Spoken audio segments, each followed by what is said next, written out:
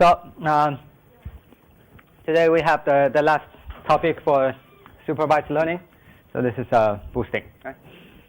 So last time we talked about Bootstrap and how to use the Bootstrap idea to generate data sets. And when we have the data sets, we can construct a lot of trees. So we have the bagging idea and the random forest idea. So at the end of the day, this is the final picture illustrating the idea, right? So we said building a single tree is not good enough. A single tree with a small number of nodes give you a step function to fit this nonlinear kind of a function. But if you build 1,000 such trees and average over this 1,000 trees, you get this nice and smooth kind of a prediction, right? So fundamentally, this is a big idea. This gives you good, accurate predictions. And the fundamental thing is I have 1,000 trees constructed in parallel, right? Every tree is designed to fit the data X and Y, and they are kind of independent of each other, right? So what we are going to introduce today kind of also built on top of trees. We also grow a lot of trees, but this is very different in the sense that now we are not doing things in parallel. Instead, we are constructing trees sequentially. And every extra tree we build is not to predict kind of an X and Y. Instead, every tree we build is to fix the error of the earlier trees we have been building. Right? So that's a conceptually very different idea. And at the end of the day, you will see the result would be similar. At the end of the day, you will have some similar thing like this, right? But the internal process is very different. So this is the boosting, right? And we have briefly introduced the boosting. So it's kind of the most accurate kind of a predictive analytics tool. It's dominating all the data computations. But the idea is not that complicated. So we spent some time on the underlying idea. But really, the implementation is a big disaster. So we will spend more time on the coding part. How do we really do things in practice? So we just said there's something in common. If you compare random forest and boosting, there are a lot of things in common, and they both kind of are based on trees, and they both kind of grow a lot of trees and find a way to aggregate this a lot of trees, right? So difference is like one is in parallel, one is sequential. But last time we didn't emphasize that both ideas are rather general, so you don't have to. So you can split the tools into two hierarchies. So the upper hierarchy is really about how do you think about the bagging, right? How do you generate data sets in parallel, and how do you construct this many bootstrap samples? And at the lower level is for each bootstrap samples, for each small set of data, how do we grow the tree individually? And these two are not so much dependent. So you can replace the lower level with some other things. I don't like trees. I want to do lasso, right? So that's kind of what you are doing last time, right? So you can replace the trees with some other things. It doesn't hurt. It's still the framework is still there, right? So the boosting framework we're going to introduce has the same flavor. So there's a higher level of sequentially grow the lower level model, but the lower level model doesn't have to be trees. Tree is a natural and ideal kind of choice here. Later we'll talk about that. But if you like, you can replace this tree with some logistic regression. That's all possible, right? So there's a big flow of the framework, and inside the flow, at every stage, you are building a tree. But you can replace that, right? Easily. So the fundamental difference relative to the random forest is here. So we are going to do these things in iterations. And the current iteration, what we are doing, really depends on what we have been doing in the previous iterations. So they're all interdependent. This is fundamentally different from the random forest. And later you will see there are a lot of kind of counterintuitive ideas in this whole process. That's kind of a strange thing. And the first strange thing is at each iteration, when we build a model, we don't want the model to be accurate. Actually, we prefer a model with a weaker predictive power. Right? So we call that weak. It should be weak learner.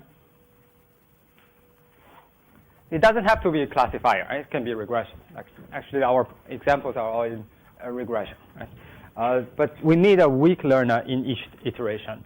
And this whole framework actually prefers, as long as it captures a little bit of the information, it generates some prediction that is barely better than a random guess.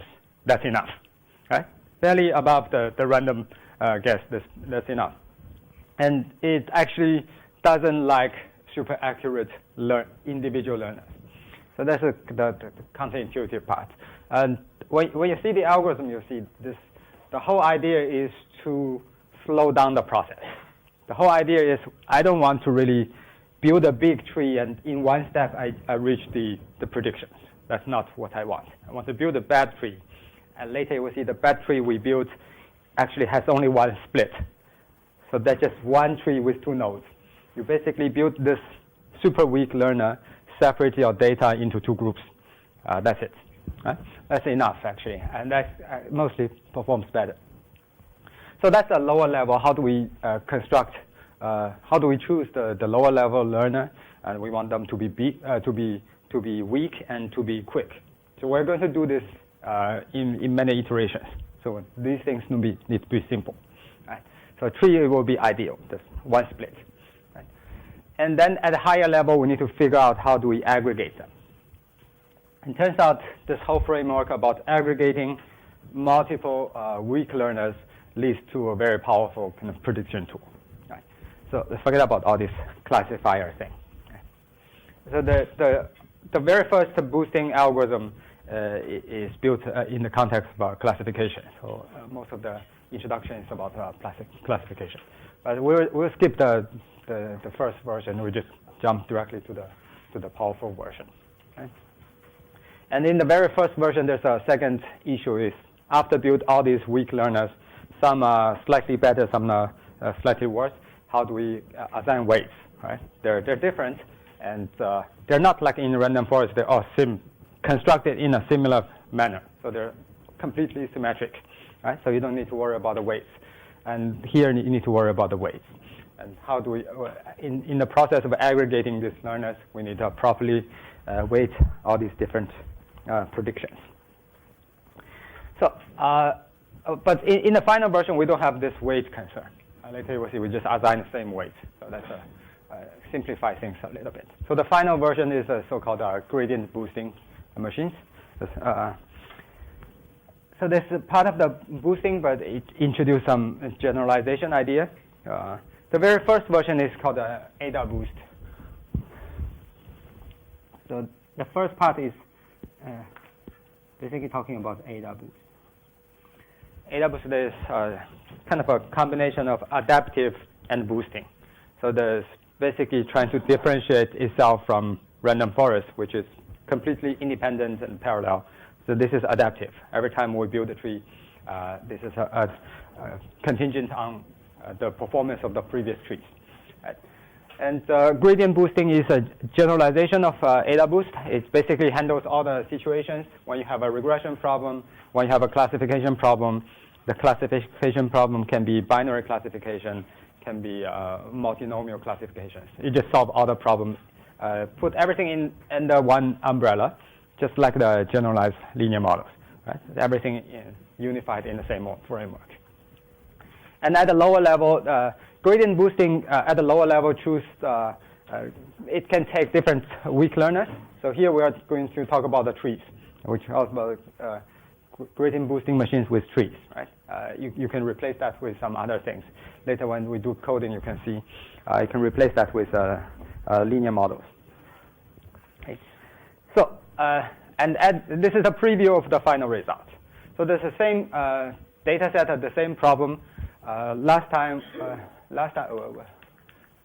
we have a prediction like this. Right? This is a bagging prediction, the red line, right? Based on 50 data points. Today we're going to apply boosting to the same 50 data points, and darker, the darkest line is the final result. So it's kind of a slightly more accurate than the bagging result. But that's not what I'm trying to show here. What I'm trying to show here, you can see there's a set of lines with gradually darker and darker colors. So this is essentially the bunch of the sequentially built models plot all together in the same picture. We actually start out with this almost flat line. So that's the lightest, the almost flat line. This is somehow the first tree. And then the next line is after we added the 50 trees. So we move on to the next model. Then every jump we add another 50 trees, another 50 trees. At the end of the day, all these kind of 1,000 trees stack up together. It gives you the darker line. So it's an almost perfect prediction, right? So essentially, the conceptual difference is represented by these two pictures. When we do bagging, we have a bunch of kind of trees, and these trees are massive, not pruned. They are deep and big trees. We have 1,000 trees overlaid all together. All these 1,000 trees are designed to solve exactly the same problem, fit X and Y, right? And then we take an average. So that's a random forest. And the conceptual difference here is you can see the first tree and the last tree are doing very different things. And at the end of the day, we are summing over all these bunch of trees all together. And collectively, they produce a good prediction. Okay? So that's a quick preview of the final results we're going to have. And that's almost everything about the conceptual part, right? Let me just introduce the algorithm. It's a bit heavy, but that's it. So the algorithm says there's several steps. There's an initialization stage, there's a final stage, and in the middle there's a big loop, right? You loop over all these 1,000 trees. So it's not very intuitive, but let me go through this and I'll show you a more intuitive way of reading this. But it says in the first stage, in iteration 1. In iteration 1, my task is simple. I'm having a data set with a bunch of X and Y's, so I'm basically fitting my first tree. I'm fitting a tree, right? I call that output a tree superscript 1. And superscript 1, that indicates the iteration. Right? The first tree we are building, so the model is written like a function, right? Tree is a step function, right? Give me some X, I'll tell you what's the kind of a corresponding Y. Right? That's a mapping from X to Y. Right? When we build this tree, there's a critical parameter we need to decide. That's how big the tree should be. Right? For now, let's think about this D is equal to 1.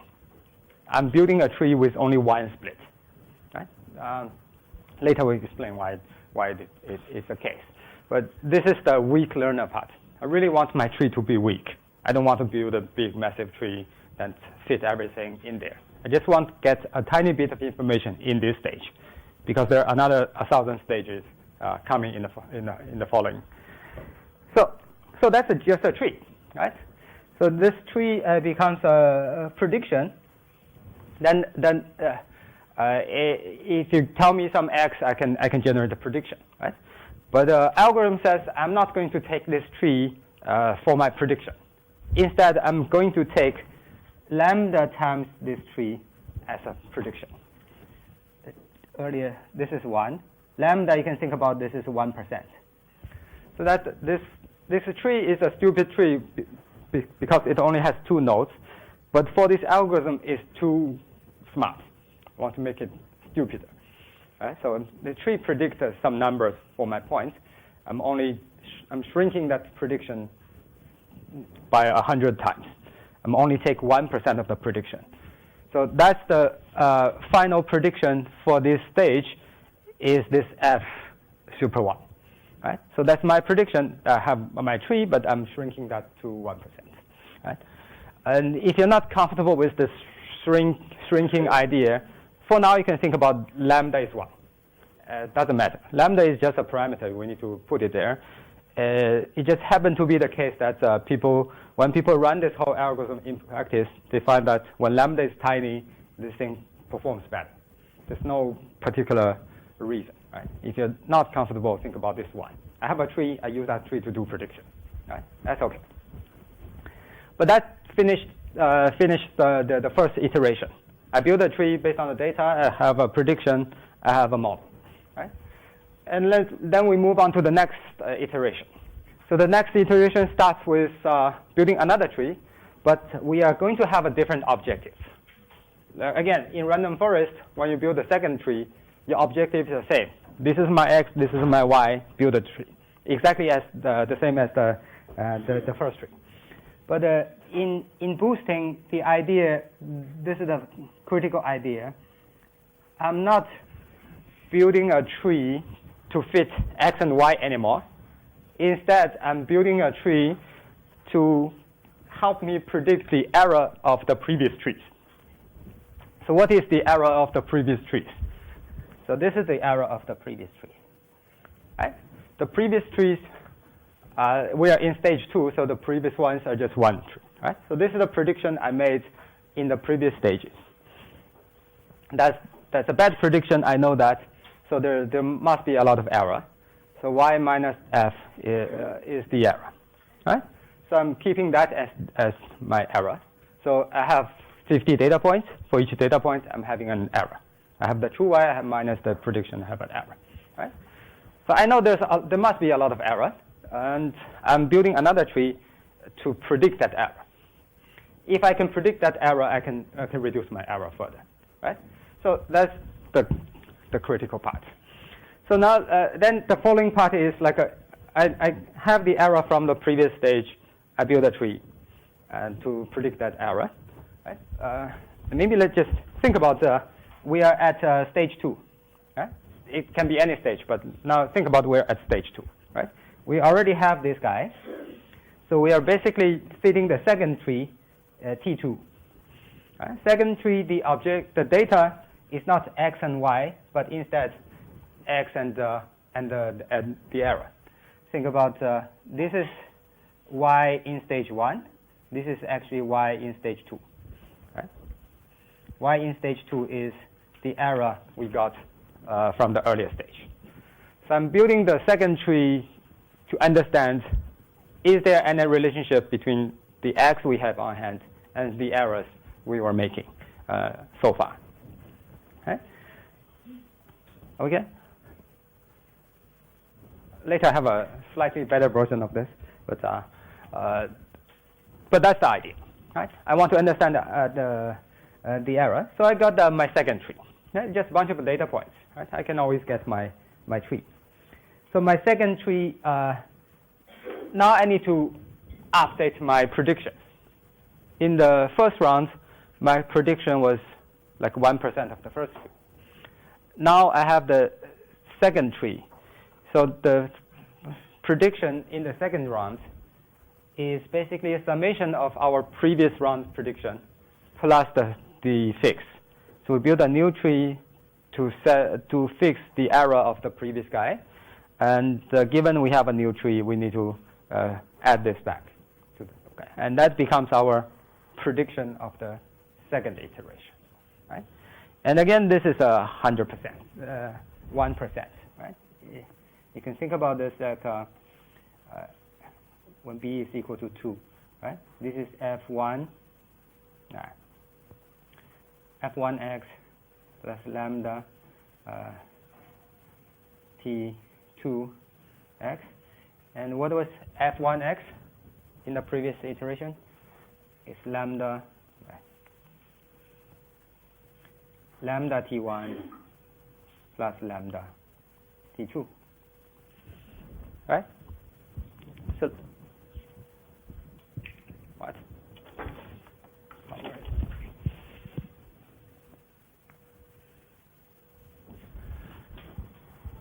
All right? And now you see that at stage 2, our final prediction is some combination of tree 1 and tree 2. I'm basically adding up tree 1 and tree 2. If you can pull the lambda out, I'm basically summing up 3-1 and 3-2 together, right? But I'm just taking a small proportion of that. And that's my prediction. After I have my prediction, in that iteration, I can do my error. I fix a little bit. I know I can fix a lot, but because of this 1% thing, I'm just fixing a little bit. I want to make my move really careful and really kind of small steps. Right? So I fix a little bit. I'm updating my error. So now the remaining error is going to be smaller. Right? The remaining error is going to be smaller. Right? So again, what was the error in the previous stage? It was y minus f1. Right? That was here. And minus f2. Right? This is f2. This is a prediction in a sense. So my new error, because my prediction is basically the sum of the two trees multiplied by 1%, and my new error would be the original y minus the sum of the two trees multiplied by 1%. Well, that's the same thing. Right? So I do this again and again. Just keep thinking about what's the current error. If I have the error, do that again, build a tree to fix that error a little bit, leave some error on the table. I don't take all the errors. Right? Leave something on the table, just fix a little bit, and again. Right? So at the end, after like 1,000 iterations, you have your final model. And if you think about a final model,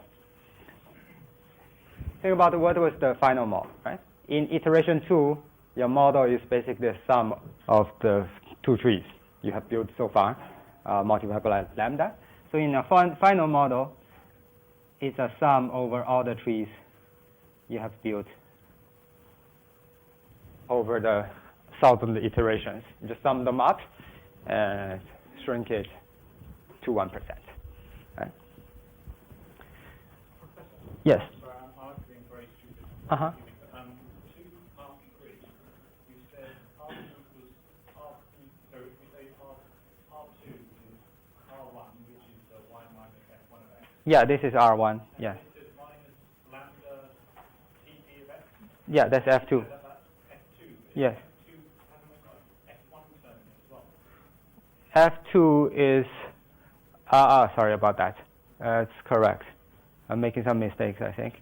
F2 is the sum of that thing. So that's, sorry about that. It should be just F2 altogether. Right? That makes things flat. Okay? Yeah.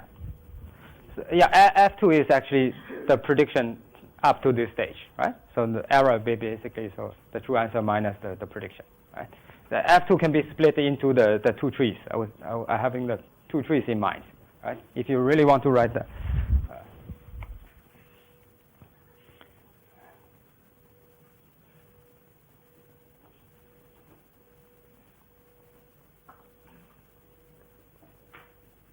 right? Something like that. Okay. So that's a first degree of introduction of this whole algorithm. Let me do that slightly differently. So let's think about this iteration. Right? Think about stage 1. What is the data on hand? Data I have on hand x and y. And the problem I have, let me write this way.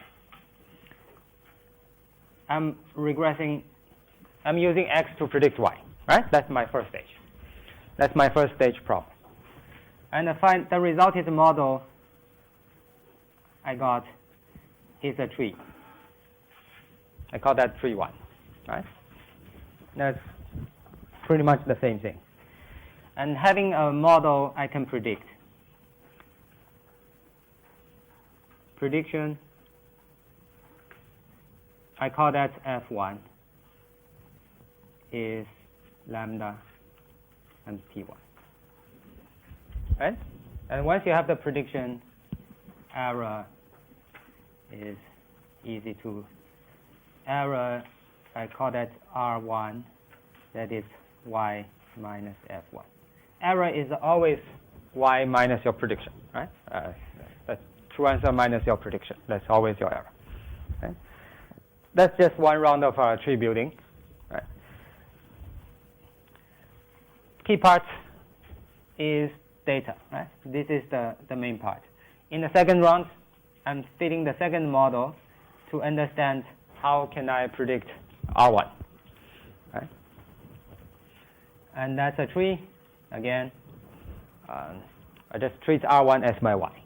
Right? I get the tree again. I get a prediction. That is the previous prediction plus the new tree. Some proportion of the new tree. Right? So this part is by construction. Right? So this is by construction of the algorithm. It doesn't have a clear reasoning so far. Right? All the others have a clear reasoning, what we are doing, why they're kind of written like this way. Error has been always the same definition, right? True answer minus your prediction. Model and data, they're all standard. This is the particular part of the algorithm. I get a tree, I don't take the whole tree, but my prediction is 1% of the whole tree, right? It's a weird thing, but that's the construction of the algorithm. All right, or if you like, you can just like before, this is lambda t1 plus lambda t2. And R2 is always the same thing. Right? Now good? So we're going to do this many rounds until we reach round B.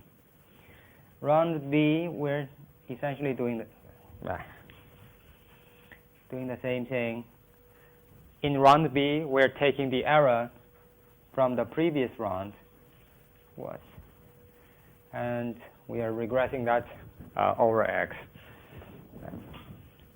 The result is tree number B.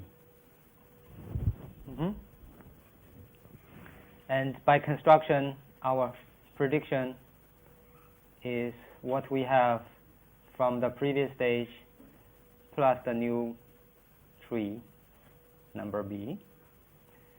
Or if you think about what we have been written, it's basically lambda times sum over all the trees.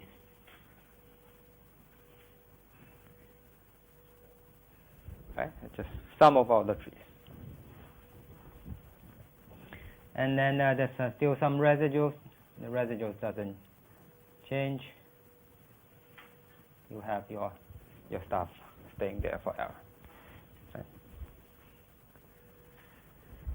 So if we run this thing infinitely, B goes to infinity. Right?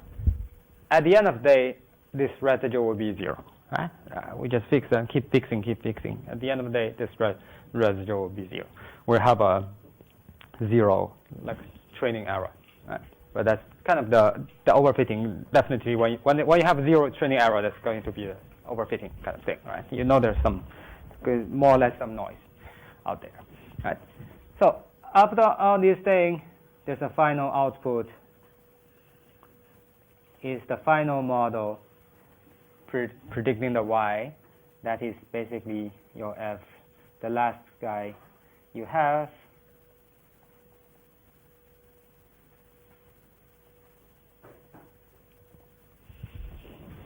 All right?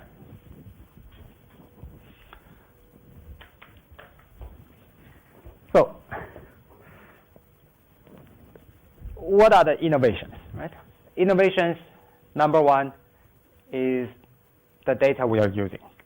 Every stage, we're thinking about what is the current error we are making. Can we find a way to fix the error in some sense, right? Every time we're fixing the error. Right? So that's the main kind of a contrast to random forest.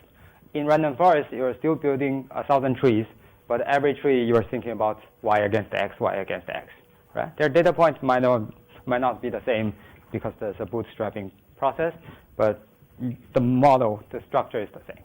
But here is different, and that creates a lot of interdependency. Depending on how you build your first tree, your arrow will be different, and the arrow will be different that would affect the second tree, right? You cannot have your second tree before you have your first tree, right? Everything is mutually dependent. So that's the main kind of idea part, and the prediction part is a bit weird, but if you take out the lambda, that becomes all natural. If you take out the lambda, I have a model, I made a prediction, I use that tree as a prediction. It still has some error. I keep that error to the next stage. I fit another model to understand the error, and I add up these two models. Right? So if you don't have lambda there, it's all natural. Right? So and then the natural question is, where do you put a lambda there, and what's the point of doing that? Right? So later I have show you an illustration, but the quick answer is, again, go back to this weak learner. If you just fit your first tree without doing lambda, this is kind of a decent tree, the tree solution. Right? Tree solution is you're just getting to the finishing point too quick. Just one step, you're getting there. Right? Then you still have 1,000 steps in the future, and it's very hard to fix all these things. But the idea here says, I just move a little bit. I know the tree tells me this data point should be separate like this, but I don't do it this way. I just separate a little bit. I know it's going to leave a lot of errors I can fix on the table, but there's still a lot of trees in the future, right? They can fix that. Leave them to the future. Turns out this is a slow way actually improve the whole algorithm by a lot. Right? It's just a kind of observation. So are we okay with the algorithm? All right. These are the kind of things, if you have no idea what's going on, you can still run that, right? You don't lose too much, but I still think it's important, depending on what you take from here. So the idea. We have said that this philosophy of this tool is very different. It doesn't like accurate prediction. It doesn't like fast convergence to the final answer. It actually do everything from the opposite side. It wants to do things sequentially and slowly with many trees. Every individual tree just solve that problem by a little bit. Yeah? And every individual tree is supposed to be weak. Weak in the sense that we move slowly. Right? And sometimes even one single split 2-node tree is too strong. And if it's too strong, we want to make it even more slow. So we have introduced the shrinkage parameter lambda. So even if we have the simplest possible tool, it's still too fast. By slowing things down, we can derive some extra benefit. Right? So that's kind of the idea, right? Very counterintuitive, but it turns out to be working well. Right? So this is a picture about the errors. First of all, you can check the number of trees we're building. So roughly, whatever we do is about at least 1,000 of trees. Right? This is close to 20,000. We have the training error. Training error is this guy. I think here lambda is around 0.001. Right? This is a tiny kind of a step. Training error is going to 0. It's not in a quick way because there's already 20,000 trees, but that's because of the shrinkage. Right? Every tree you build, you just take like a 0.1%, so it goes down towards 0 slowly. That's not what we want to see. What we want is this cross-validation error and the training test error. So that's the green and blue, the other two.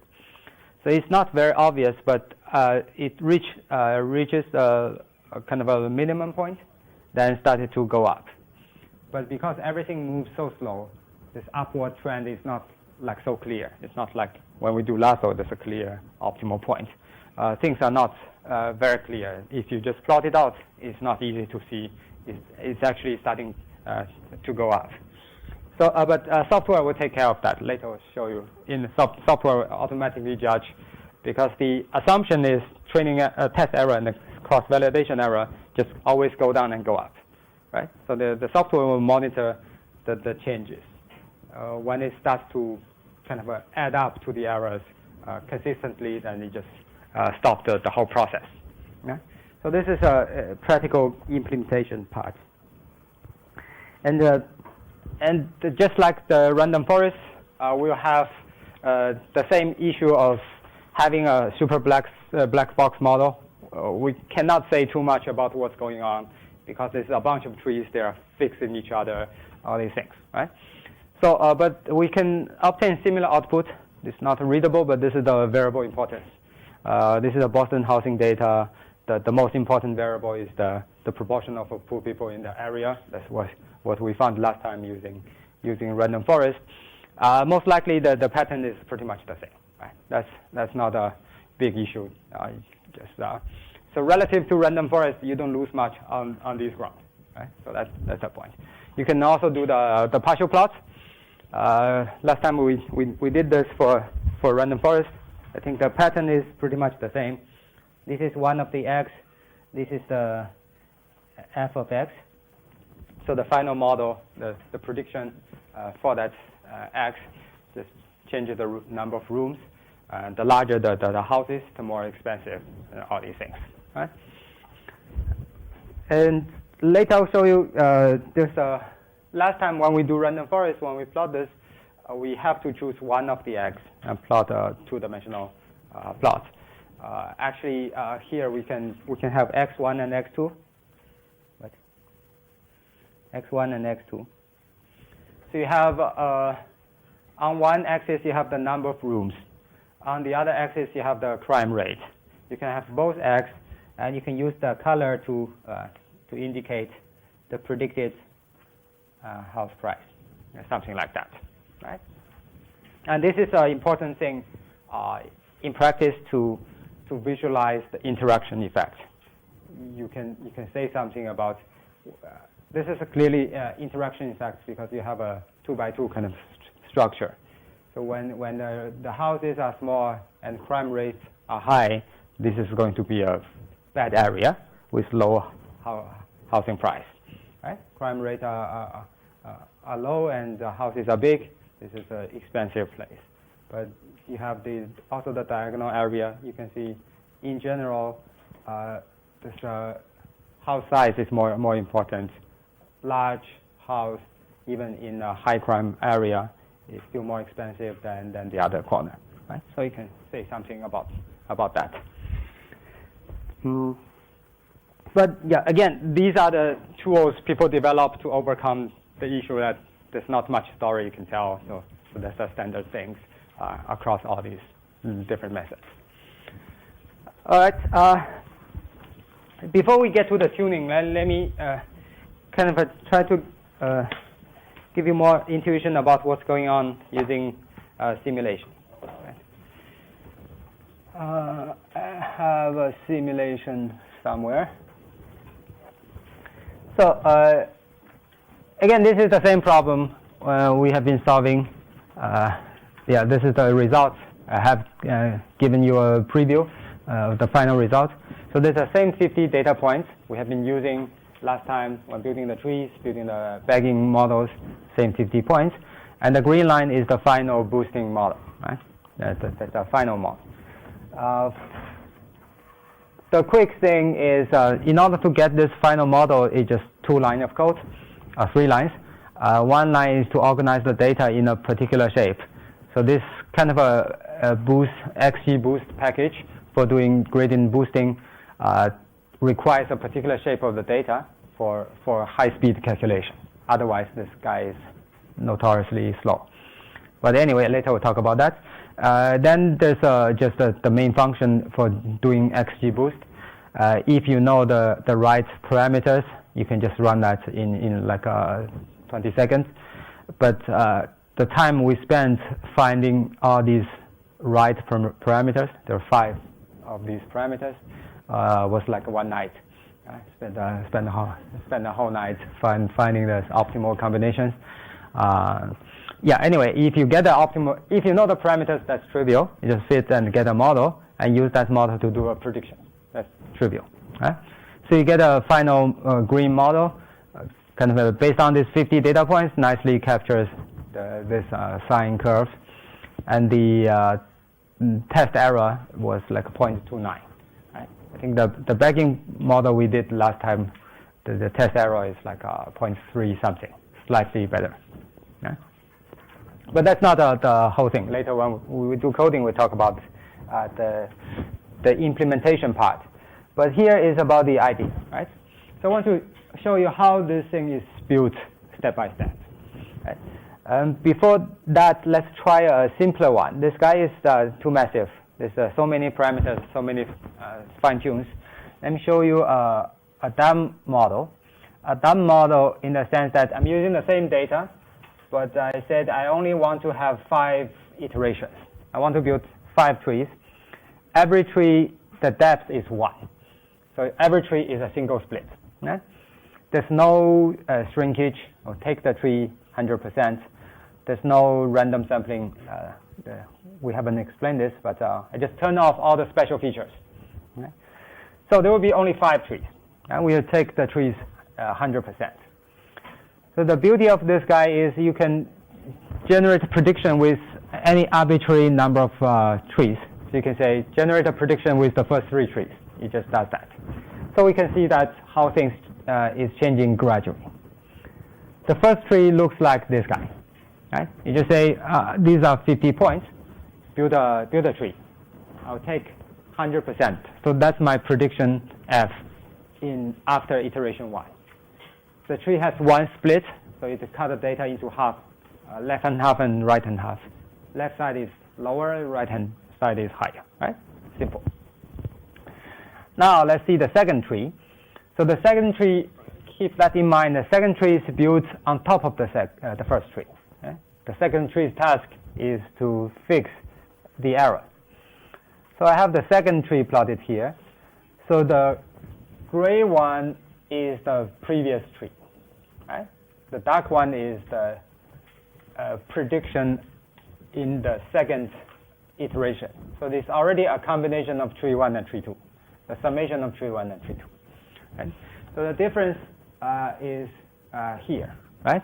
By adding tree 2 into this picture, tree 2 basically introduced another split around this threshold.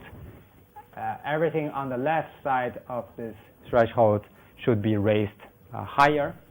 Everything on the right side should be dropped a little bit. You can see all the lines to the right of this threshold are dropped by this much. Right? Even here, everybody is dropped by this much. Right? So tree 2 on top of tree 1 is basically introducing this extra kink. Right? And then you can see the rest. Then this is a tree 3 versus tree 2. Tree 3 on top of tree 2 introduce another step here, right? Another jump. Everything on the right go out. Everything on the left go down. Okay? And then tree 4, that's some changes over this area. Tree 5, this is a final tree. If you only have 5, this is the final one. As a final tree, kind of introduce another step here, right? That's the 5 trees. So the question is, what's the point of doing this? You can build a tree model in one shot and get these basically 6 nodes, right? You end up having a step function with 6 nodes. right? It's just a tree. It can be easily represented by a tree with 6 nodes, right? So with only 5 trees, you would never see the benefit of this because they are just doing too much. After they are doing too much, every jump is too much, so the fit will be just not smooth enough, right? So the point here is this is a badly tuned boosting model that's not going to beat the standard tree. But if now we see the optimally tuned model, this guy has 1,000 trees. Every time we build 1,000 trees, but every time we just take 1% of that tree, right? So how do we visualize that 1%? If you just check the first 2 trees, this is the 1% of the first 2 trees. Now you can see the 1%. This is one step. This is the other step, right? So this is going to make things much smoother, right? Before I have to jump up by 1 unit. Now I split that jump into 1,000 steps, gradually jump that. So I can make a step function into a nice smooth function, right? That's the whole point. So after building 2 trees, I'm having a barely any prediction, right? Just almost constant, right? And there's a big puzzle here I've been struggling with. I don't know what's going on. And do you see any kind of a ridiculous thing on this prediction?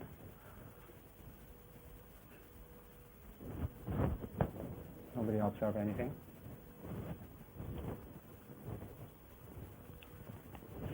So if you are fitting a line, where should be that line? Yeah, it should be around 0, right? Because all these are symmetric. On average, they should be 0. Somehow the tree starts around the level of 0.5 out of no reason. So check the code many times and didn't find why is the case. It's not clear. According to the textbook version of the algorithm, the first starting model should be the norm model, the universal average of everybody.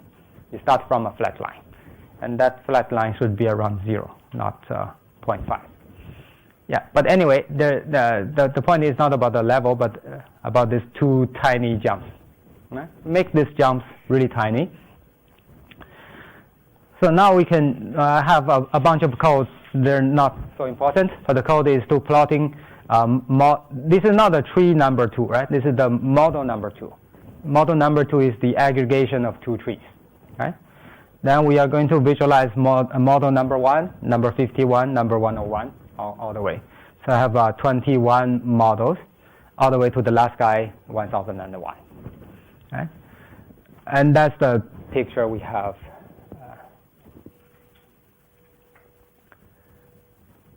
Even bigger. So that's a picture we have seen. That's a preview. Okay? So where's the model number 1? Model number 1 is this guy. Almost around this level 0.5. There's only one tiny jump. This is model number 1. Then the next line is model 51. Model 51 is already having some S shape, but most of the trees are kind of used to fit this slope in the middle. Right? So it doesn't solve the final problem, but most of the trees are fitting this slope. Then you have a model 101, that's the third line, and it's getting darker and darker, right? So the model 101, then you have the next 50, next 50, and towards the end, you can see the aggregation of all these things. They're fixing the errors everywhere, right? At the very start, you have a lot of errors. So the trees were fixing the errors around the middle first. Then the later part of the trees are fixing the error around here.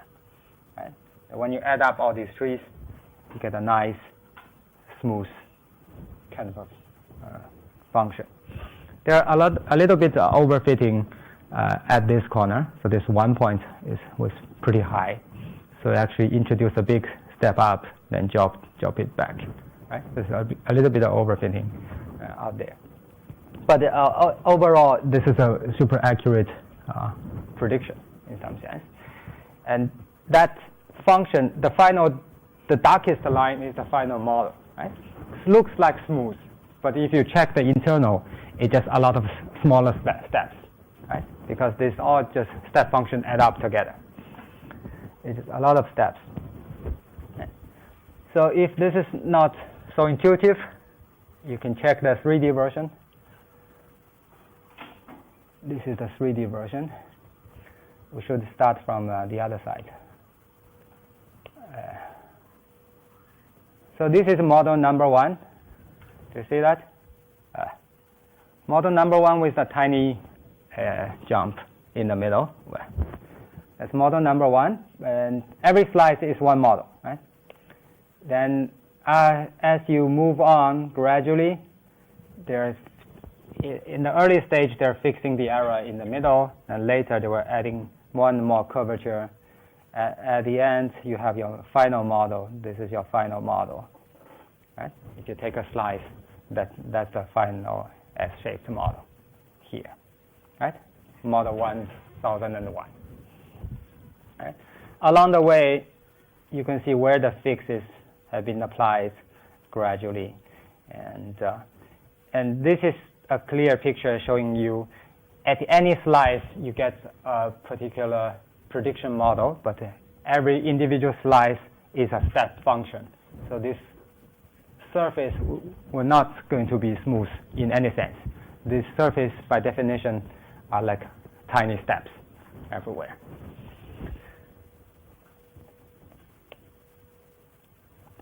All good? No question? Okay. So this is a handy thing to help you understand some nonlinear 3D structure. Right? All right. If there's no question, we can talk about the real part. So the real challenge for using this guy is about coming up with that 5 critical parameters. And actually, the total number of parameters is more than 5. And due to this practical constraints, we have to kind of pay more attention to the main parameters, pay less attention to some other parameters. So I'm trying to categorize these parameters, which ones are more important, which ones are less important. So in the algorithm, we have already seen 3 main parameters. The most important one is this guy, number of iterations or number of trees. They're all the same thing. In the random forest, we didn't worry about the number of trees because we say we were averaging, so it's not going to overfit. But here, every additional tree is fixing the error in your model. So introducing too many trees, too many iterations, you're going to introduce overfitting. Right? So there's an optimal point for this number of trees. So we have to find the right point. Okay. On the other hand, there's the corresponding parameter, the shrinkage parameter. In some other places, they call that the learning rate. So you're controlling the speed of learning by introducing this percentage thing, right? So that's going to be a number between 0 and 1, right? Small positive number. And the empirical observation says lambda should be around 1%. So that's basically the suggested numbers. This is important because if you're supposed to find the optimal lambda, but without knowing the right range of lambda, you need to search everywhere, right? This is 0 to 1. That's kind of a crazy thing. And the suggested range for lambda is like you can try 10%, 5%, 1%, 0.5%, and 0.1%, right? So there's several candidates. So these are not scientific things. These are really some Kaggle winners, like written some notes about what other common values he used to choose and check. Right? There's nothing scientific. But this is basically empirical observations. People tend to do these things.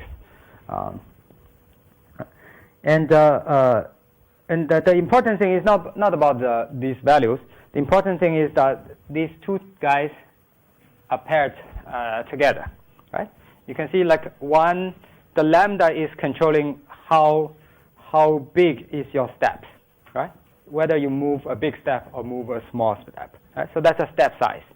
B is how many steps you want to move, right? Step size and the number of steps must be paired together, right? If you have a tiny step size and also a tiny number of steps, you are going to have the first two trees, right? Almost flat line, right? So these two parameters must be kind of paired together. When you reduce your lambda, you need to increase your b at the same time, right? That's a main thing, but that is not so important in the recent implementation, because they will try to find the b automatically for you. So that's the number of trees is an easy decision, right? By the way, all these parameters must be tuned by cross-validation, right? There's no other way to get a better idea. So this is a heavy cross-validation. Try all these parameters, check the cross-validation error. Right? So the third one we have seen is this tree size. We need to specify the number of splits or the depths, right? If you have one split, your tree has one level. If you have two splits, then your tree has two levels. One split means two nodes. Two splits means three nodes, right? So that's something you need to control. And this is relatively easy in the sense that just like earlier in my problem, there's only one x. There's only one x, and I don't need to worry about these steps, right? Remember that when we introduce trees, we say tree can capture all these structure, and this is important if you say x1, x2, if you believe x1 and x2 are having some interaction effect, right? So tree can capture that by splitting x1 and x2 sequentially. The effect of x2 depends on what was the x1, right? So that is what we are trying to introduce. So basically, this d parameter in this whole problem kind of represents your belief about how much interaction are there. If you say, I want to build a tree with two levels like this, you only allow two of the x to have interactions, right? If you have building a tree with one level, you don't even allow variables to have interactions. But when I have only one x, I don't have a choice. I just do one, that's enough, right? I don't worry about that. But in practice, you have 100 of x, right? You need to decide how many levels of interactions I need, right? So when you have 3, it basically says I'm allowing x1, x2, and x3 all interacting together, right? So that's 3. Right? So in general, the recommendation is try 1, try 2, try 4, try 6. If you have the computation power, try 8 at the maximum. There's some people writing about this beyond 8. So in any kind of a real data set, people don't really see any interaction beyond 8. Right? There's some kind of study on that. So, but this is nice because this is an integer. So there are only those many numbers. So you're good. Right? And in our earlier problem, we have a d being 1. So there's one tree with two nodes, one step. Right? So there's some special name. So in some simpler situation, this turns out to be working really well. Yeah. So at the end of the day, this reflects your belief about interactions. Right? In your data, is interaction really critical or it's kind of negligible? All right. So that's the 3 most important parameters you have to choose.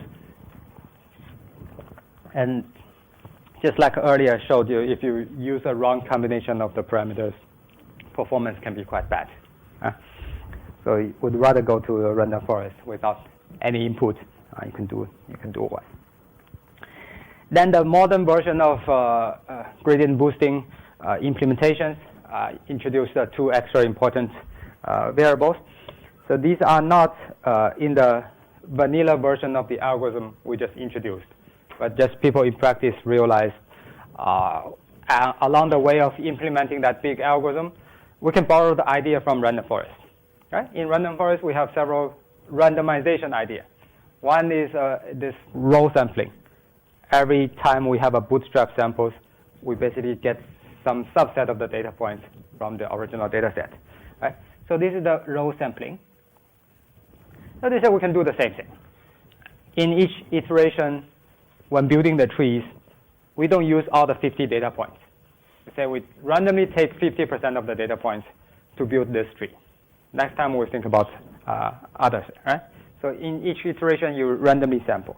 This is without replacement, right? It's just a sample subset.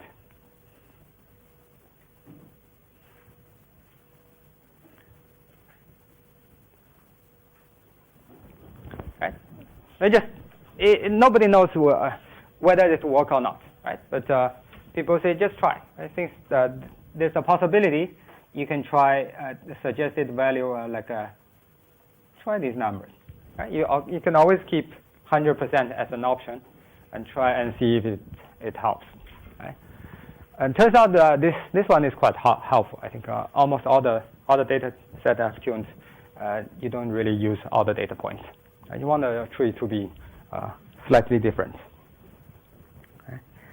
And that's the row sampling. And similarly, you can do column sampling. Column sampling is exactly the idea of a random forest. When we split a tree, we don't use all the predictors. Right? Each column is one predictor. So we don't use all the predictors. We use a subset. So this is column sampling.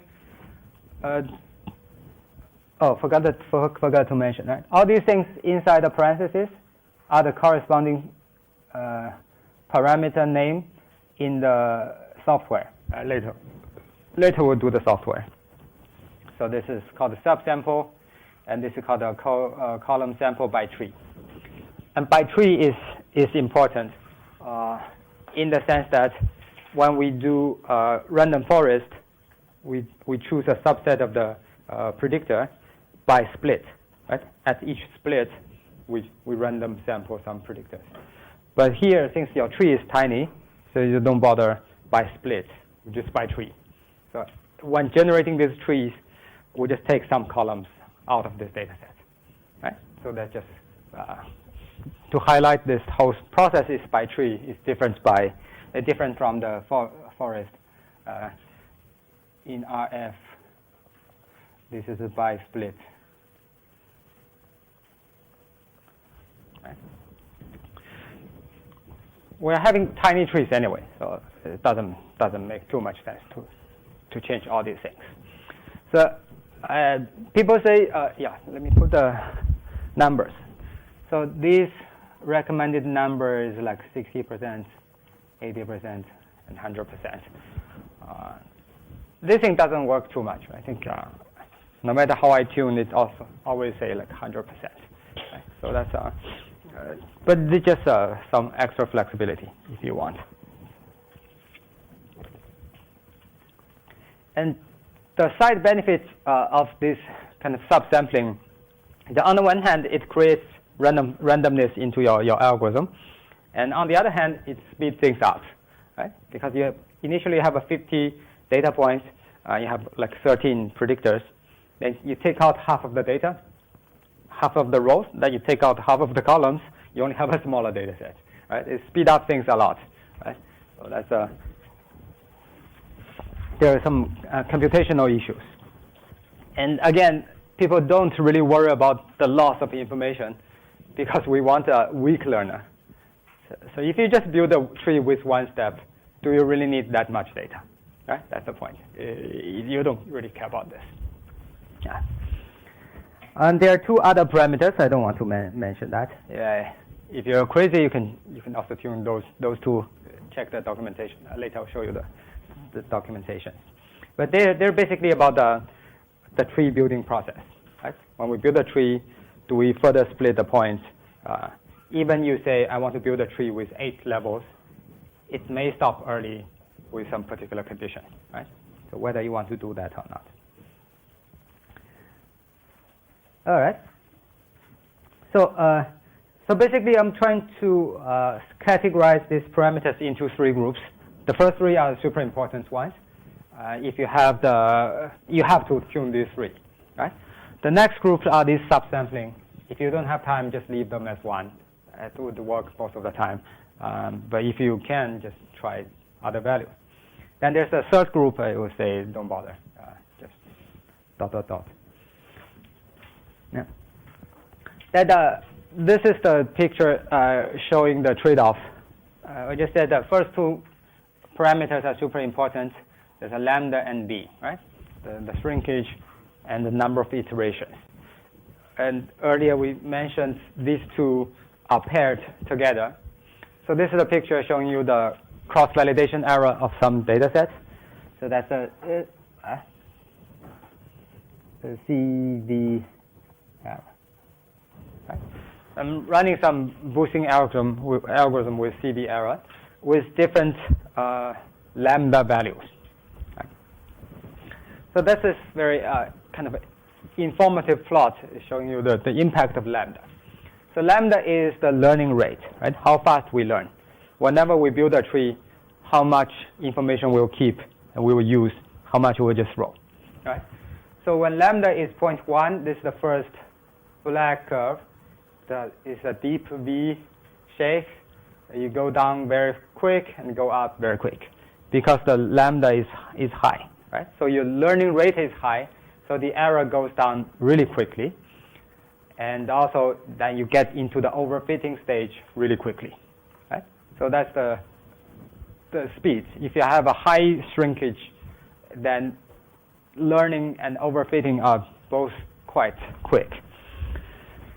But that doesn't tell you how to choose lambda. The whole point of this thing is if you choose lambda to be 0.1, and if you run your cross-validation, you choose your optimal number of trees, which is like a 20, right? For this model, it's like you just need a small number of trees, you reach the optimal. But the issue is how accurate can you be, right? So that's the level you can reach. And if you lower your lambda by half, going from 0.1 to 0.05, you can see the whole speed slow down like by one time. And this is the red line, right? Whole speed kind of slow down. The learning is slow, and the overfitting is also slower, but the optimal is lower.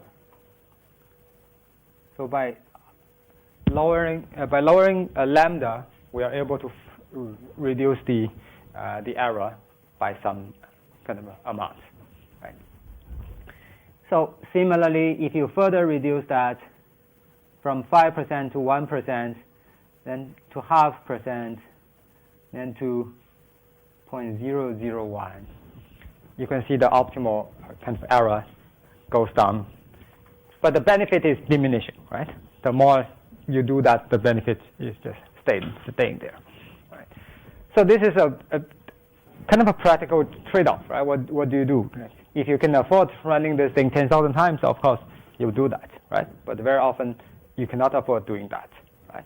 So yeah, go back a little bit out there.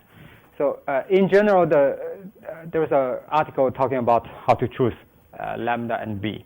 But in general, people believe lambda is like the smaller the better, right? The slower the better. So the curve you fit at the end will be smooth, right? The slower the better.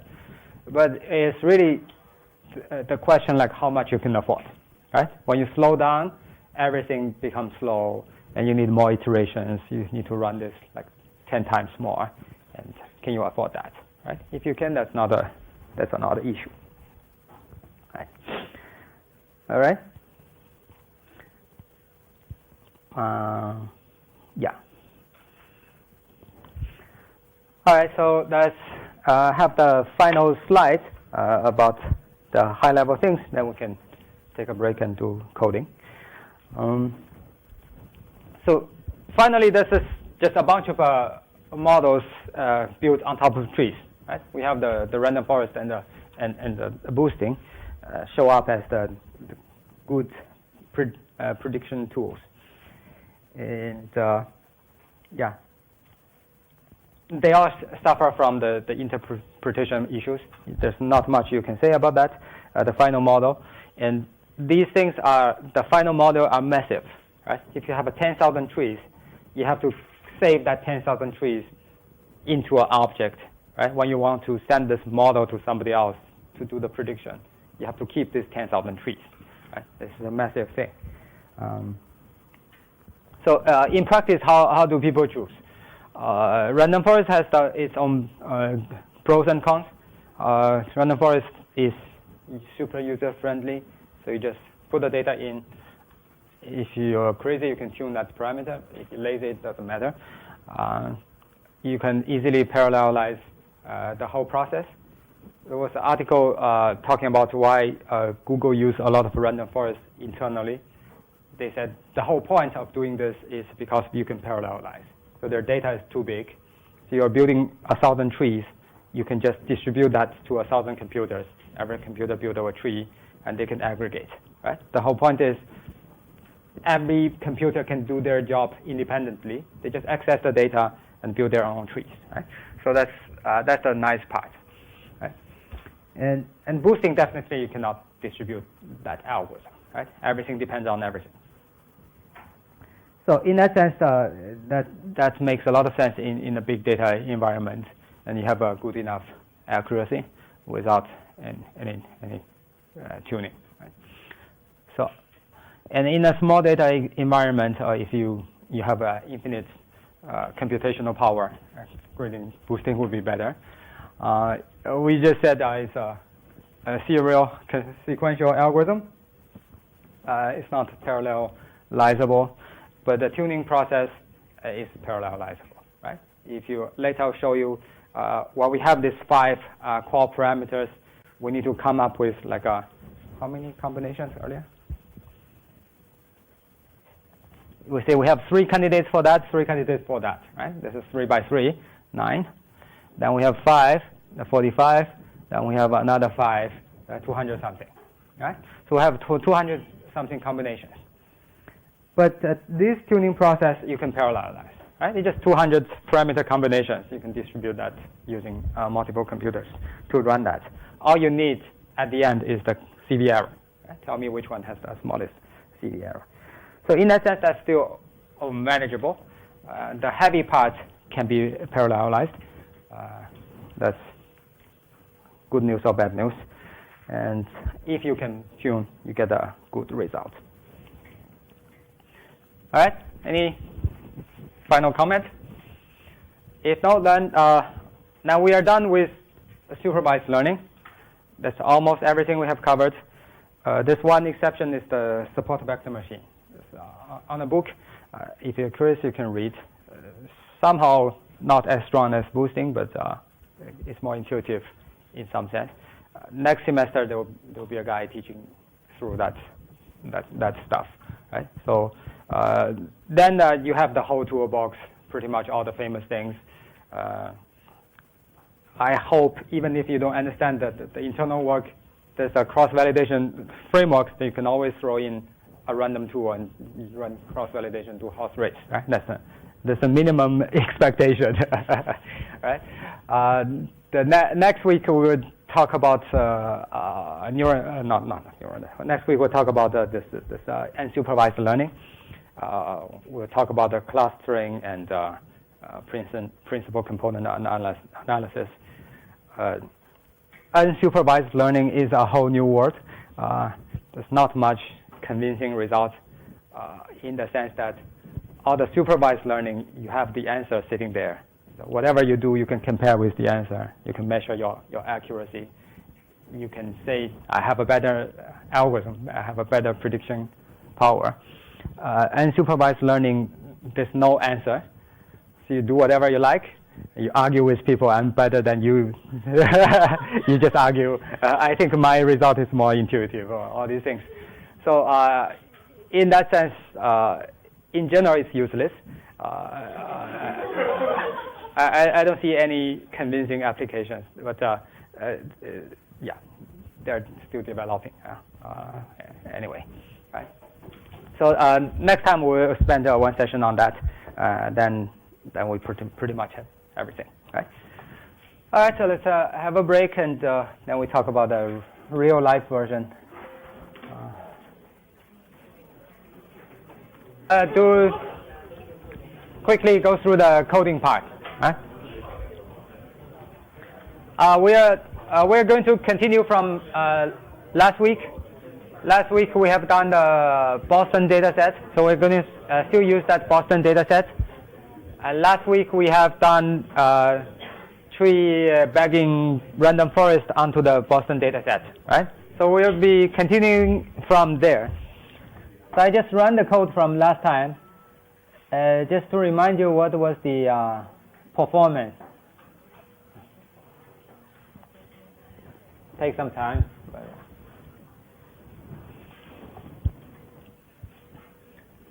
So what are the important things?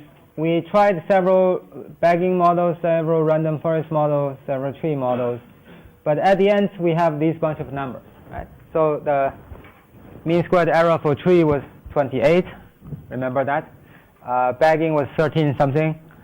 Random forest was 12.5. So that's the best we can find after tuning this mtry. So that's the desperate part about random forest is after tuning that mtry, there's nothing else you can do because there's nothing else you can change. You're stuck there. So that's pretty much. But boosting, you have a lot of hope. There are so many parameters, so you can be hopeful. You can continue improving that.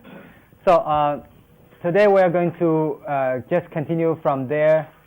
Let me just load my data. I don't need to load. And the package is XGBoost. If you don't have that, you need to install a massive XGBoost. So XGBoost, the first difference relative to the random forest package is it doesn't take the formula input. So it doesn't take, you need construct your y into one vector, your x into a matrix, just like the lasso part, right? So we need to use a model matrix kind of thing.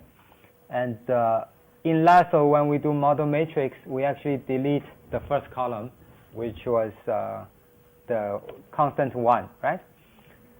Here we don't do that because, we need the model doesn't add that automatically.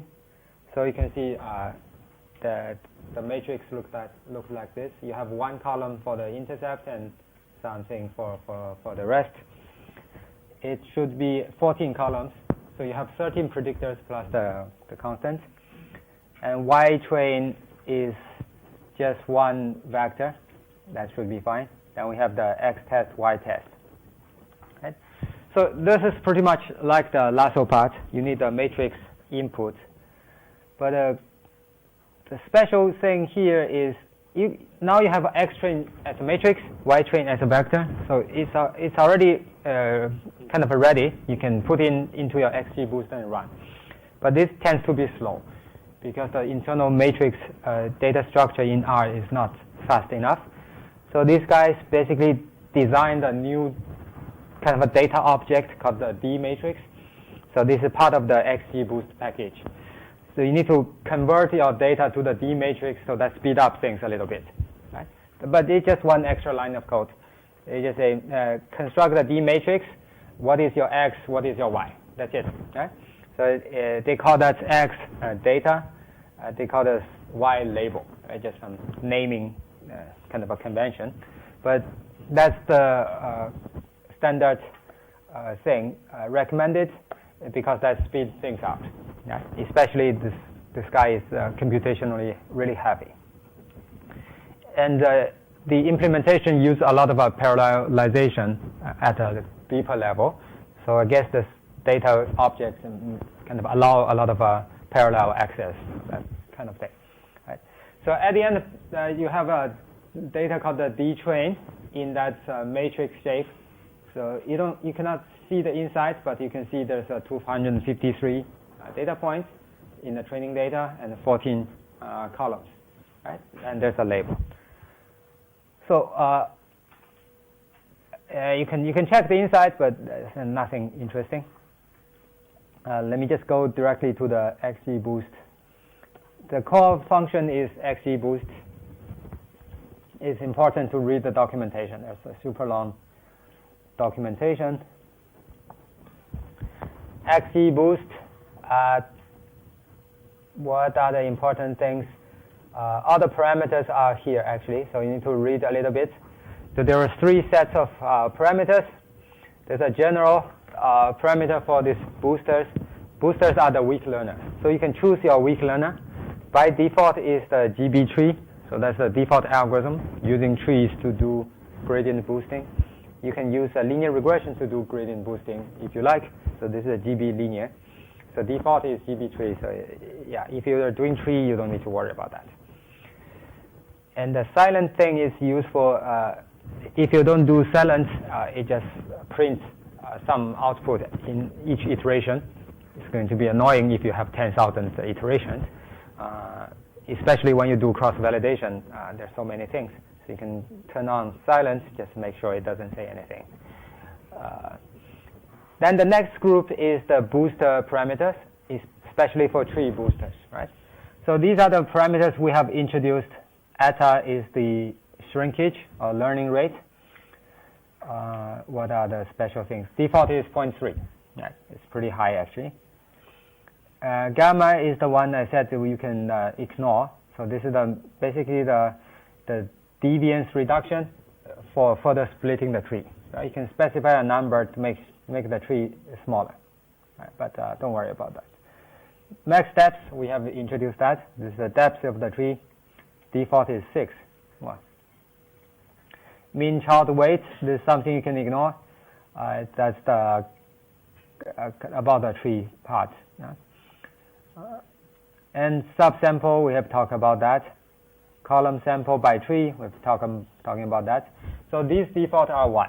Right? So if you're not doing subsampling, you can just leave them empty. Number of parallel tree is a crazy thing. It's an experimental kind of. So this guy basically says at each iteration, instead of using trees, you can use a random forest. So you can do a boosting over random forest. Yeah. It's not really tested or whatever.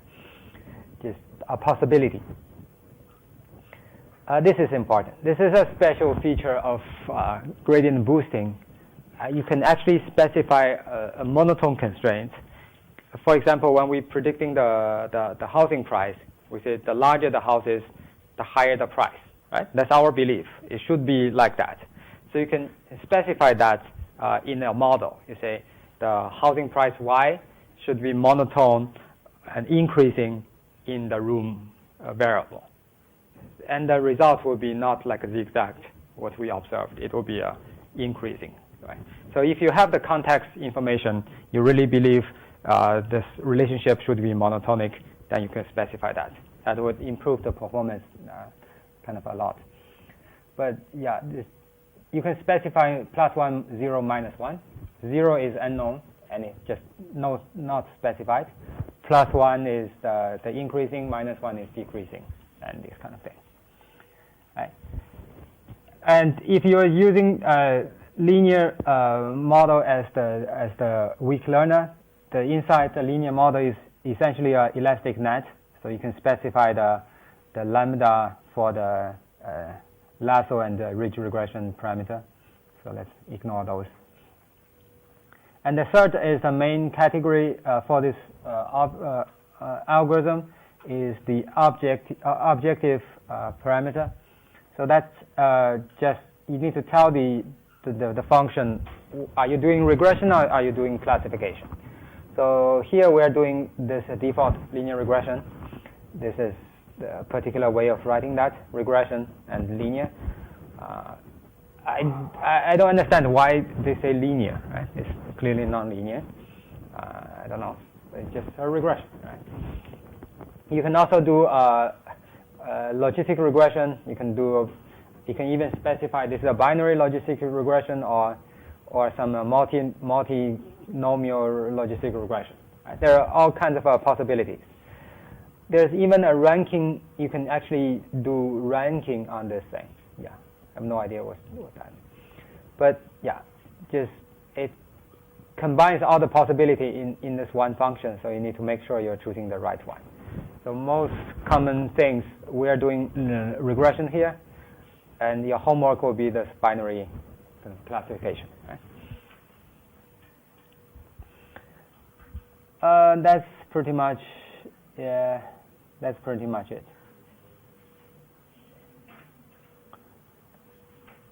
All right. So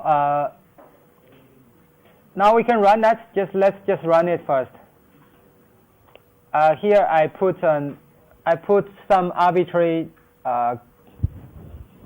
these parameters, like I'm using my data. I'm doing a regression problem. And there are 5 necessary parameters. The number of runs, that's the B. Max steps, that's the D. Eta, that's the shrinkage. Then subsample and the column sample, right? So that's the 5 parameters we have introduced. I just want to do that once. So you can see it goes through the iterations, telling you the training error. Training error in terms of a root mean squared error. Right? Training error is going down, so this information is not that helpful. It's just returned a big object with many things inside. Not very important. So once you have that object, you can do prediction. Right? So there's a corresponding predict function for this gradient boosting object. That's here. Let's see what's important here. I think in the prediction, the bare minimum when you do prediction is specify your model, specify your data. Right? That's the minimum. What else? Entry limit. Entry limit is like since you have a model with how many trees? 5,000 trees. We build a model with 5,000 trees. But we can predict with any stage. We can say predict with the first 1,000 trees. Yeah, you can specify that. So that's in entry limit. So you can specify if even just want to use the first tree, just put a 1 there. And if you don't specify that, it just take all the trees. Right? So we can do the prediction using the super default and plot it out. Does this look familiar to you? No? Last time we used a random forest to get a similar thing, right? And the error. So I just randomly type some parameter here, and turns out this is the best ever model we'll have. We have the mean squared error of 10.6. Right? That's a lot of luck. So don't trust this guy. It's not validated. So the right way is not randomly type some parameter. The right way is to do cross-validation. Right? So let me introduce the cross-validation guy function. Just like a GLMNet, we have a GLMNet function and we have a CV GLMNet. Here is the same thing. We have a gradient boosting CV function. xgb.cv. I'm trying to group the input into 3 rows so that you can see there are different groups. Right? Earlier we have specified what's the data, what's the problem, regression problem. Then we have the second row are the 5 parameters we have been doing. So only the last row is cross-validation specific. You need to specify how many folds you want to do. There's no default. I just checked. So you have to put a 10 there, 10-fold cross-validation. And this early stopping round is specific to this thing. This is slightly more important. So think about what cross-validation would do. Cross-validation would take these 5 parameters, just like earlier we're building the sequence of the trees. That's the same thing. It starts from 1 to 5,000. But it would, on top of what we have done, having the 1 column of the training error in the basic function, here it will show you the, let me just run that, you will see, it will have the training error and the cross-validation error. Right? You have 2 columns of numbers. They call that test error, but this is really a cross-validation error. Right? So then this algorithm, this function will monitor this test error. We know the training error is going down, so it makes no sense to monitor that. But we know the test error is going up after some point. Right? So this guy would monitor this test error and see it's going down, going down, going down, and up to some point, you will see some kind of fluctuations, then this goes up. Right? So this basically early stopping round is the number of rounds. I put it 100. So this function would observe this whole thing. If over the consecutive 100 rounds, all the test errors are going up, then we will make a judgment we should stop. This makes no sense to go further. Right? It's not stopping. Now you can see the test error is going like fluctuating up and down, up and down. So you need a pretty long time window to make sure it's not randomly just stopped too early. Right? So now you have an early stop 3751. Is that the right version? Are you running this and get the same thing? Let me run it again. And I trust this. I forgot whether I run the set seed or not. You get the same thing? Yeah, that's what I remember. Yeah. Earlier it was 37 something. I think that messed up the seed. It doesn't matter. Just to be consistent. But you will see the test error, there's some fluctuating, right? If you just say whenever you see the test error go up, you stop, then that's pretty dangerous, right? Too aggressive. So you can specify this early stopping rounds, like setting that to be 100. So it would stop only when over this whole 100 period, all the test errors are going up, and that would stop. Right? So you can choose your own favorite number here.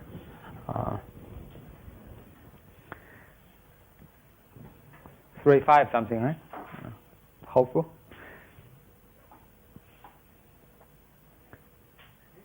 What? Okay. Yeah, it's the optimal is a 3516, and it's run over by 100 rounds, just to be safe, right? And if you check in the last 100 rounds, it's not always going up, right? What's going on here? There's some job. It probably has some moving average or something. But anyway, so the point here is this cross-validation function would automatically stop whenever they reach the optimal, right? So that's a good thing. You don't really need to specify the number of trees you want. You can just put a large enough number. So here I put a 5,000. It may not be safe. If the optimal is beyond 5,000, then you don't see the optimal. So you can put a large enough number here, so it doesn't hurt, right? Put 1 million there, it doesn't hurt. So it will stop automatically. So in that sense, the number of iterations is not a decision for us. So we don't need to worry about that. What we need to worry are these four guys, right? These 4 guys, the cross-validation cannot tell you how to choose that, because in general there's no pattern. It goes everywhere. But yeah, anyway, so after all this whole round of cross-validation, all that we want to know is this guy. So the optimal number of iterations for this process is this. We don't want to overfit, right? And if there are a lot of numbers hidden inside this object, so you can check. But I pull out the whole error, so you can plot this cross-validation error. So this is the the optimal point where we stop. If you continue running that, you will see a slowly going up kind of thing, right? So this is the cross-validation function.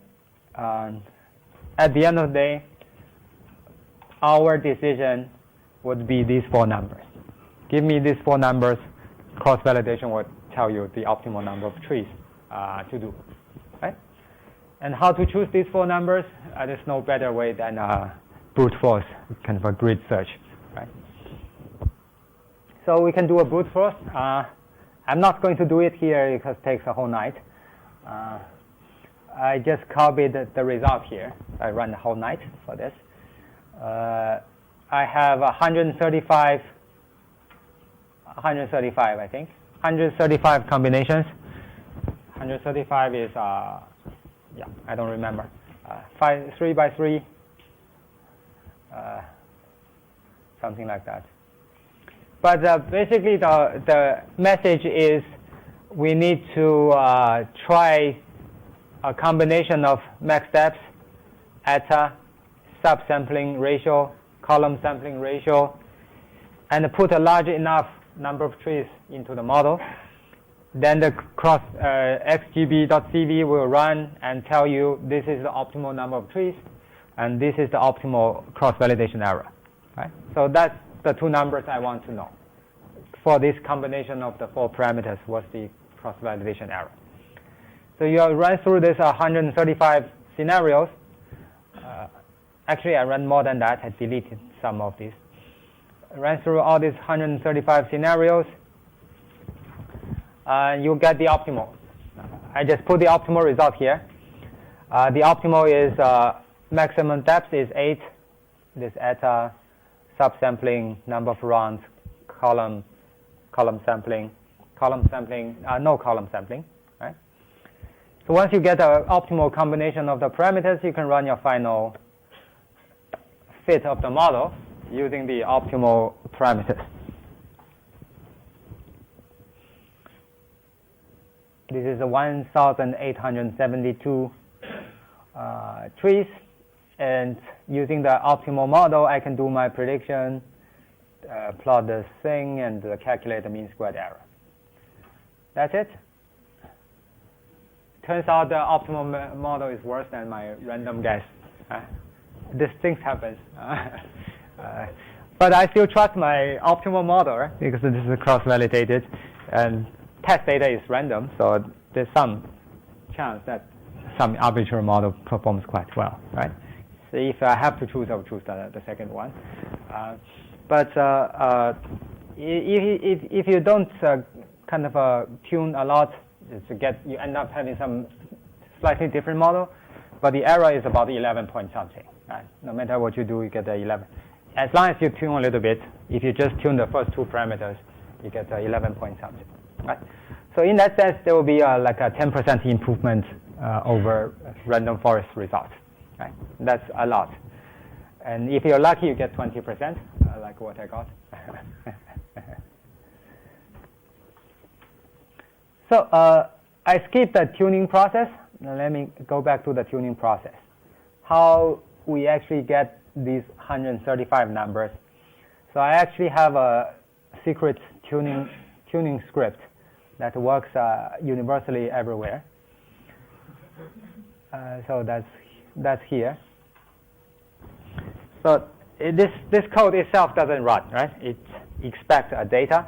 So all that I need from the previous part is this data, D train.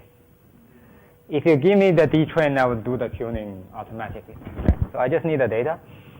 So I'm assuming D train is already there. Specify the objective, linear or logistic regression. So this is for your homework. We do a binary logistic regression. Specify the tenfold cross-validation. Then I have the default range for the 4 parameters we need to tune. So I have a 3 by 3 by 3 by 5, and that gives me 135. Right? You can customize a little bit. If you earlier I forgot to mention, the maximum depth should be less than the number of predictors. I didn't write it here. Right? If you only have 5x, then why do you need the 8? Right? So less than or equal to p. Right? So you can fine-tune that a little bit, like in a sine problem. I only have one x, so I don't need to tune the max depth. So I can just take it out. Yeah. But anyway, there will be some candidates for each of the parameter. Then we do a brute force 4-level loops. So we have a 4-level loop. We loop over all the maximum depth, all the eta, all the subsample, all the cosample. And that's it. And we have a brute force of a loop. Every time we pick one combination, we do the cross-validation thing, save the output. And there's, in the past, the cross-validation function doesn't have an automatic stopping function, so I have a magic formula for calculating the maximum number of trees you will need. But it's no longer necessary. You can put a million there, that's fine. But I used to have a magic formula. The number of trees you need depends on the shrinkage, depends on the depth, all these things. It's handcrafted. But if you ignore that part, we are just basically running xgb.cv. We take the data, we take the objective and the CB fold from the above, and we just take the parameters from the loop and run it. Right? At the end of the day, after the cross-validation function, I want to, number one, I want to save the optimal number of trees. That's something output by the cross-validation. The number two thing I need is the CV error. Right? CV error is a bit awkward depending on which one you're running. If it's a linear regression, your CV error is hidden here. This is the test root mean squared error at the best iteration. Right? I have the best iteration I just put out. And if you're doing binary classification, you don't have a root mean squared error. Instead, you have a test error mean, so that's a classification error. Right? So you need to be able to find the right place to pull out the numbers. But then that's it. I just save the result, and that's it. Right? You can see I just need to have the dtrain. Right? Now dtrain is ready. I can just run that. Does that mess up anything? Let me think. Let me just run that. It takes a whole night. I just show you the first two lines. I can have some break.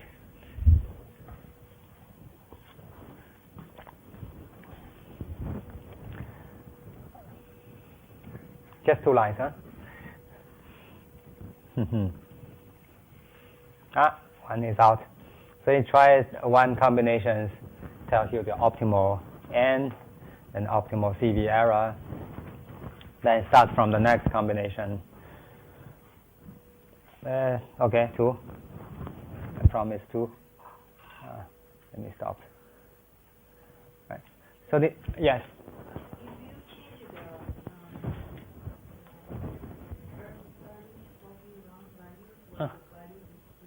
Yeah, probably. It's just like how much cost you want to pay. Like how certain you want to be. If you want to be super certain, you can put a million there. Just run forever. But yeah, this is just how much risk you want to take.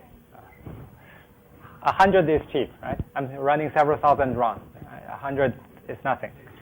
You can put 1,000, also it doesn't cost you too much. Anyway, at the end of the day, you get a table like this.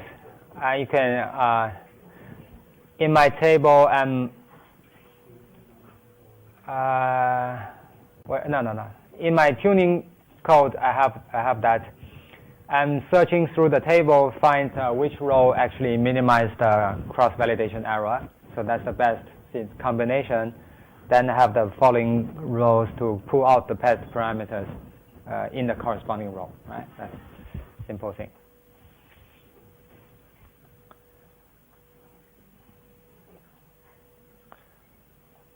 Anyway, in this case, we already have the optimal model. It's slightly less accurate than the random model, but just live with that.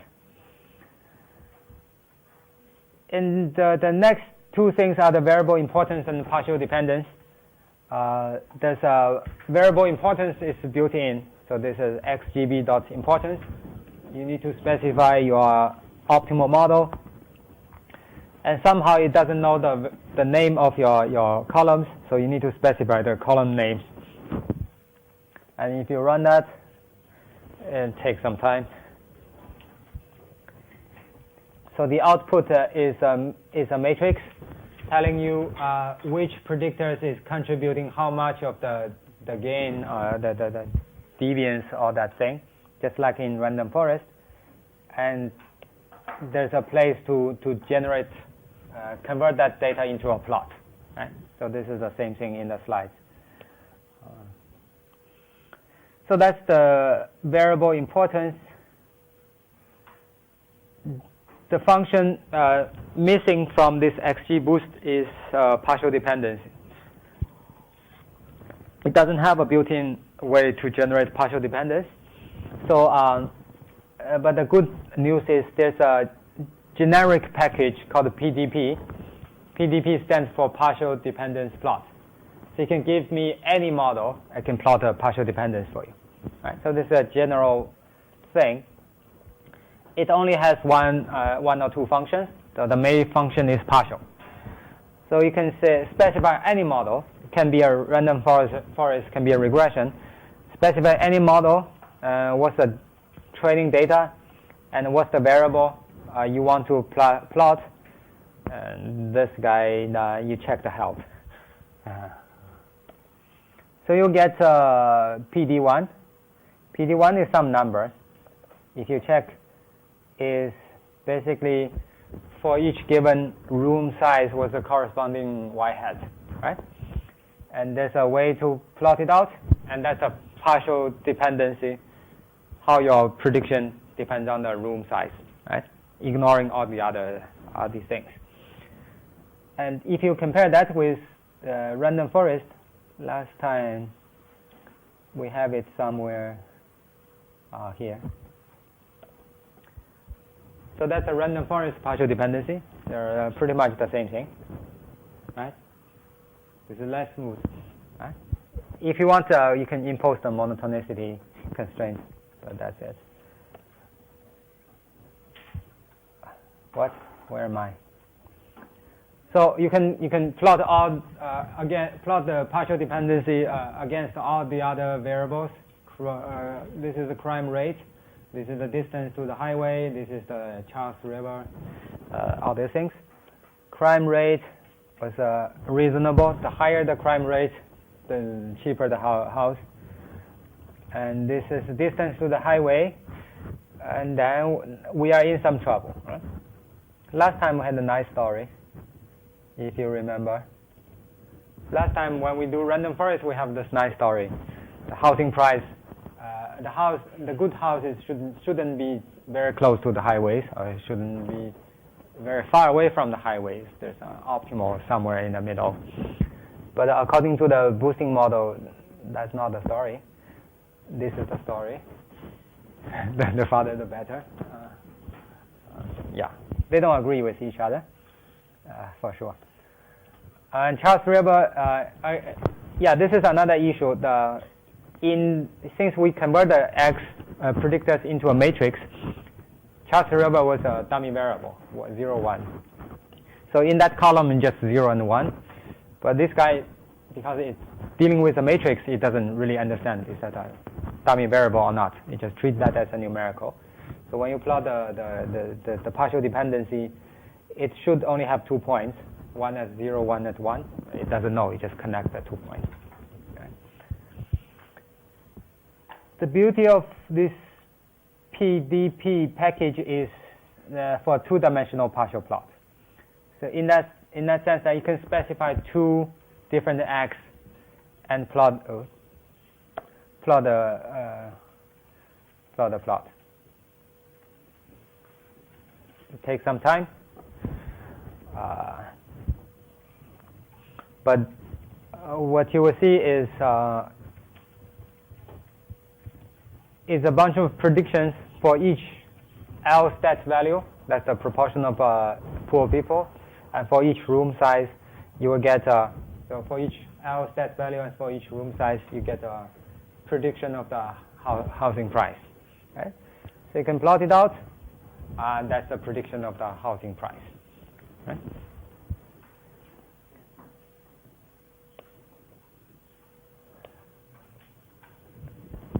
So question, how do we interpret this?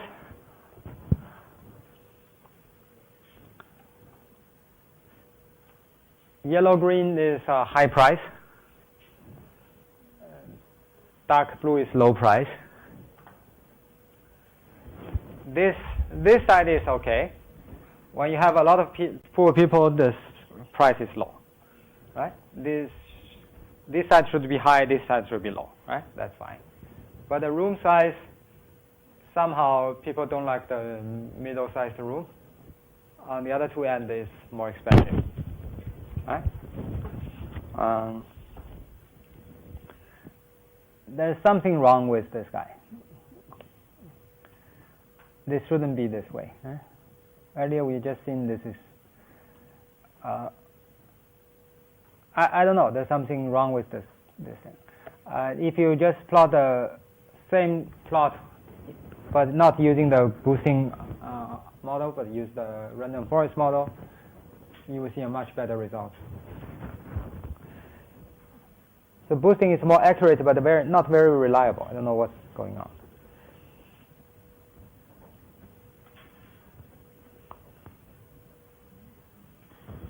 Let's see the random forest version. So this is much better, right? At least that's monotone, right? Large is more expensive, right? So you want to be on the upper left corner, right? That should be it. Yeah, I can go back and check. So I have some code for this 3D plot. They're not so relevant here. So you can convert that into a 3D plot. That's the same thing. All right. Okay, that's all I have. And today the homework is to apply this thing and the random forest to a classification problem. Just to go through the whole process and try your best to do the tuning. You do it once, you're no longer afraid of that. I'll try to make sure there's no tuning in the exam, because in the past it was a disaster. Just mess up all the other things. Yeah.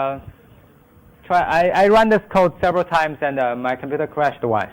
Right? So you can try just run many times and see how often it crashes. Yeah, this is only 250 data points. Right? In the exam, it's all like 10,000 data points. So, so find some big ones and try. Okay. Yeah. Next week we'll talk about unsupervised learning. That's all we'll talk about.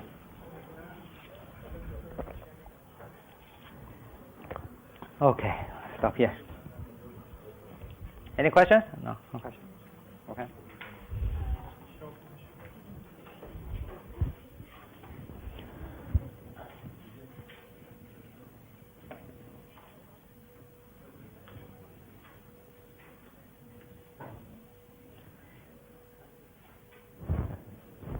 What's happening?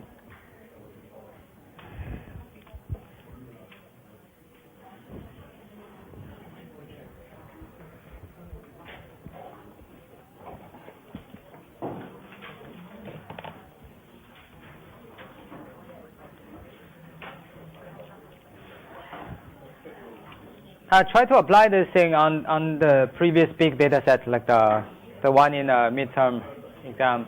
You have a bigger data set, and they would, yeah. So you have the regression problem or classification problem. Right? When you see PDP, that means you keep everything else constant, just